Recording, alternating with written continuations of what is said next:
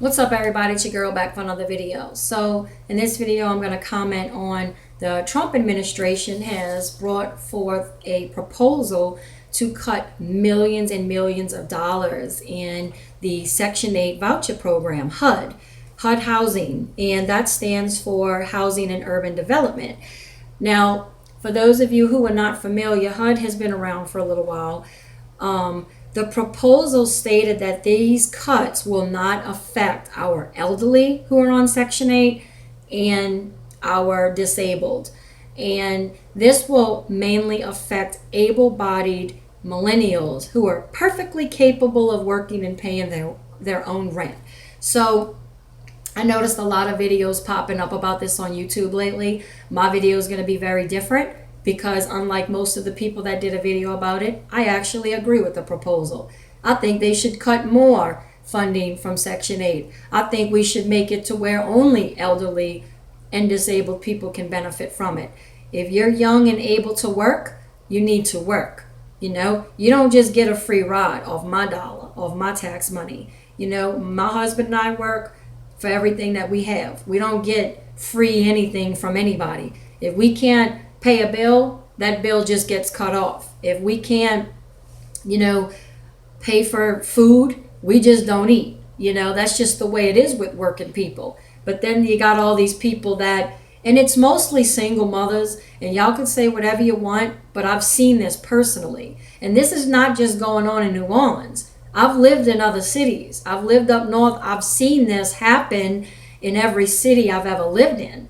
And it's going on everywhere. It's an epidemic. It's an epidemic where young women today can have babies recklessly, as many as they want, all day long, and get taken care of by Big Daddy government. They can sit around and suck the teat of the government, and the hardworking taxpayer is funding this, okay? The government steals from us and gives it to people like that.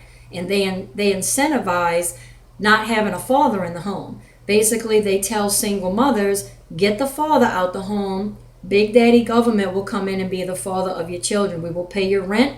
We will give you Section 8, which pays their rent. And Section 8's different now. You don't have to just live in one of those crappy Section 8 apartments anymore. You can take your voucher and rent in a nice neighborhood now. And guess who caused that? Good old Barack Obama when he was president. He made it to where people with Section 8 vouchers don't have to be segregated to crappy apartments anymore.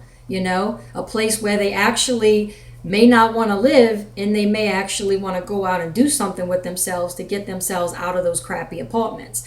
No, Barack Obama made it to where those people can take their vouchers and rent nice homes in, middle-class neighborhoods. And it really brought the value of the neighborhoods down. I lived in a neighborhood up north, and everybody owned their home on my street. Everybody did. Beautiful neighborhood. And here comes the people with the Section 8 vouchers. And it got to the point where there was getting to be so many of them because people started moving. They didn't want to live next door to people on Section 8, so they would sell, and then someone would come buy the home just to rent it out on Section 8. So we ended up moving also. And even in my neighborhood now, I know there's a few people on Section 8, and my parents, who lived in a really nice neighborhood, worked their asses off to build that house that we lived in. When I was like 7 or 10 years old, my parents built the home that we lived in because my papa was a construction worker. He had his own business. He built the home himself, and they busted their ass to give us that home, And after Hurricane Katrina, a bunch of people with Section 8 vouchers started renting houses in that neighborhood. And it was a very beautiful middle to upper class neighborhood. And they brought the value down big time. And it really makes me sad. This is not elderly disabled people I'm talking about. This is young millennials who are perfectly capable of working. They're perfectly capable of going out and getting a job or going to school so they can pay their own rent and get by in life. But again, the government doesn't want that. They want to break up the family unit. They do this on purpose. They don't want Americans to be strong with family values, mother and father and children in the home, raising the children. They want it to be where the father is out of the home, the single mother raises the children, the single mother gives the children to daycare and then to the schools to indoctrinate the children, and the cycle repeats. That's what they want. They don't want it to be like it was back in the day where mother and father were strong, respected each other's roles. The women respected the men and the men respected the women. We weren't trying to take each other's roles, and they raised the children back then. You know, that's why people back then was so much different. They were more responsible. Like all the kids, when my grandparents were young, had jobs after school. They bought their first cars. They bought, you know, everything that they had. They always worked and they were responsible people. It's not like that anymore. So this shit has to stop. It's wrong. And I saw one girl did a video on YouTube. She said that Donald Trump enjoys seeing black women struggle. And it is racist that he wants to cut the funding to Section 8. Obviously, she was a single mother, so she was pissed off that she might actually have to go out and get a job. This is not a race thing. These cuts will affect anyone that's leeching off the system on Section 8. I was glad to see it's not going to affect our elderly or our disabled, because that's what those programs should be for. When they take money out of my check and my husband's, which they take a lot, by the way, I hate knowing that I'm supporting, not by choice, all these lazy ass women that are, leeching off the government, having children recklessly, one after the other. It's ridiculous. This shit should not be allowed. I would feel great knowing that that tax money was going towards helping our elderly, our vets, our disabled. That's what it should be for. Section 8, all these programs are for people that are too old to work and can't make ends meet, disabled people, and regular working people that fall on a hard time.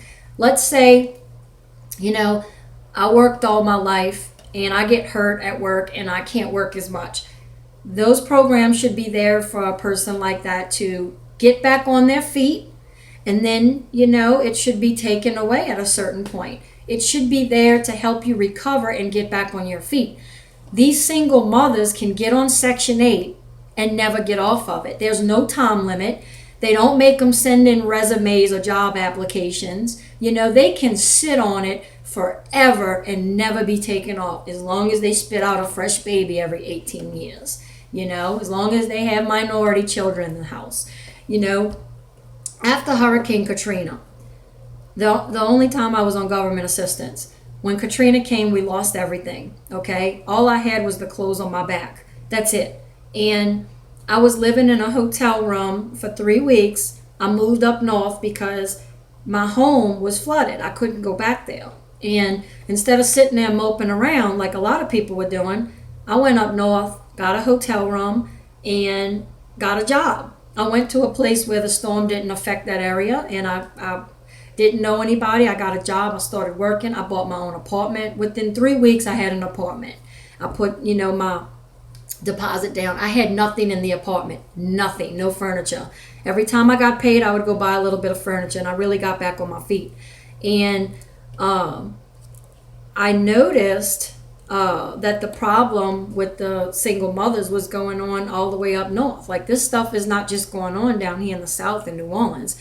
This is an epidemic that's going on everywhere. So I noticed also that I filed for unemployment. Okay, this was right before I got that job up north. I was staying in the hotel, sending out resumes, trying to find a job. I filed for unemployment because in New Orleans, I obviously lost my job. It was flooded. It was gone. And they told me I can get the unemployment, but every week they required me to send out like a certain amount of resumes every day, fill out applications every day. They were on me like gravy on rice. After a week, I found a job and I didn't even get the unemployment. I just said, screw it.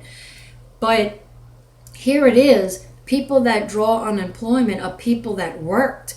and got laid off or something ended up happening and they need that money, to get by until they find more work. These were responsible people, and the government gets all on their back about finding a job, putting out resumes. They really harass you. But yet a person like a single mother can go get on Section 8 and never be asked to go fill out applications, never be asked, did you try job training this week? Did you fill out applications? Did you send your resume out to 10 places this week? They don't aggravate them at all. And I've known single mothers personally that lived in a nice home in a nice neighborhood, free on Section 8, get their gas bill, electric bill paid by the state. They call it LIHEAP. They get EBT food stamps, and they also get cash assistance on their EBT food card. And I've even seen in some states, they give single mothers what's called gas assistance. They just swipe this little card and they can put gas in their car. They get free daycare, free education for their kids, free school supplies. Everything is for free. And I've been in one single mother's house. She was an acquaintance that I went to college with. This was years back. She had all this nice furniture, 3-bedroom, 2-bath, large home with a garage, a fenced-in yard. It was beautiful in the inside. And she was renting it for free on Section 8, was lying about having a boyfriend living there. Several kids from several different men getting child support.